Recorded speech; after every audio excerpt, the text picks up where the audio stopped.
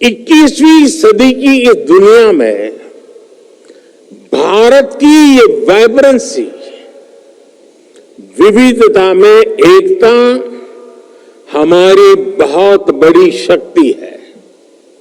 ये वाइब्रेंसी हमें हर चुनौती से लड़ने की, हर मुश्किल का मिलकर समाधान करने की प्रेरणा देती है। फ्रेंड्स, दुनिया के अलग कोनों में जो कुछ भी घट रहा है उससे आज कोई भी अछूता नहीं है। कॉन्फ्लिक्ट्स और कन्फ्रंटेशन से आज दुनिया संकटों से जूझ रही है। इन संकटों से भरी दुनिया किसी के भी हित में नहीं है। मानवता के सामने जो बड़ी चुनौतियां हैं उनका समाधान एक बटी हुई दुनिया नहीं दे सकती। यह शांति और भाईचारे का समय है, साथ मिलकर चलने का समय है, साथ आगे बढ़ने का समय है। यह सबके विकास और कल्याण का समय है। हमें वैश्विक विश्वास के संकट को दूर करना होगा और मानव केंद्रित सोच पर आगे बढ़ना होगा। हमें विश्व को one earth, one family, one future की भावना से देखना होगा।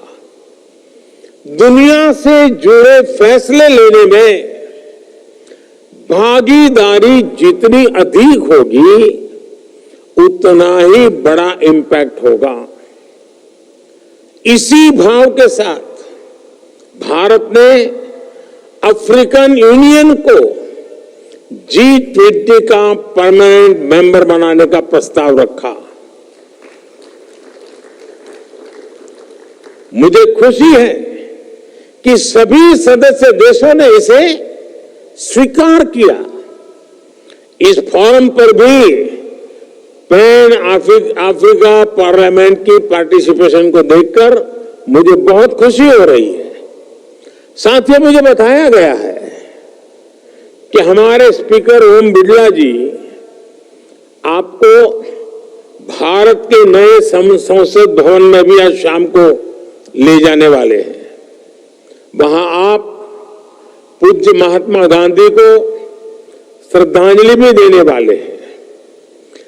जैसा कि आप जानते हैं कि भारत दशकों से क्रॉस बॉर्डर टेररिज्म का सामना कर रहा है। आतंकवादियों ने भारत में हजारों निर्दोषों की जान ली है। संसद के नए भवन के पास ही आपको भारत की पुरानी संसद भी दिखाई देगी।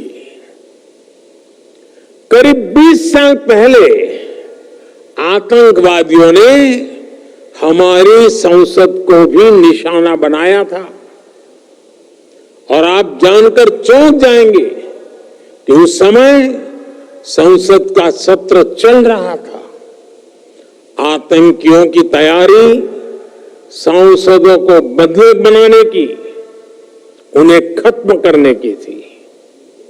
भारत ऐसी अनेकों आतंकी वारदातों से निपटते हुए आज यहां पहुंचा है। अब दुनिया को भी एहसास हो रहा है कि टेररिज्म दुनिया के लिए कितनी बड़ी चुनौती है। टेररिज्म चाहे कहीं भी होता हो, किसी भी कारण से होता हो, किसी भी रूप में होता है, लेकिन वो मानवता के विरुद्ध होता है। ऐसे में टेररिज्म को लेकर हम सभी को लगातार सख्ती बरतनी ही होगी।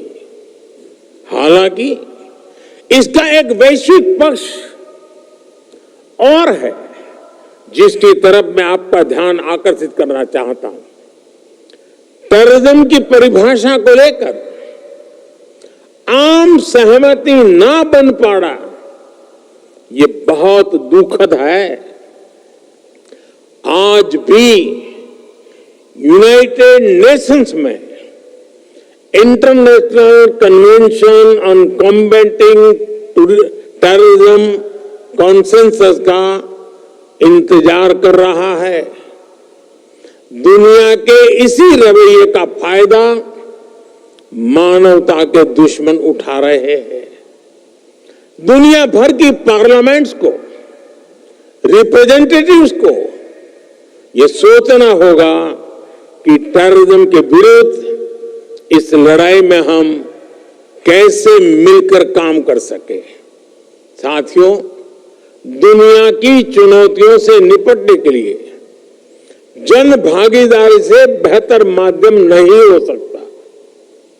मेरा हमेशा से ही मानना रहा है कि सरकारें बहुमत से बनती है, पर देश सहमति से चलता है। हमारी पार्लियामेंट्स और ये P20 फोरम भी इस भावना को सशक्त कर सकती है। डिबेट और डेलिब्रेशन से इस दुनिया को बेहतर बनाने के हमारे प्रयास जरूर सफल होंगे।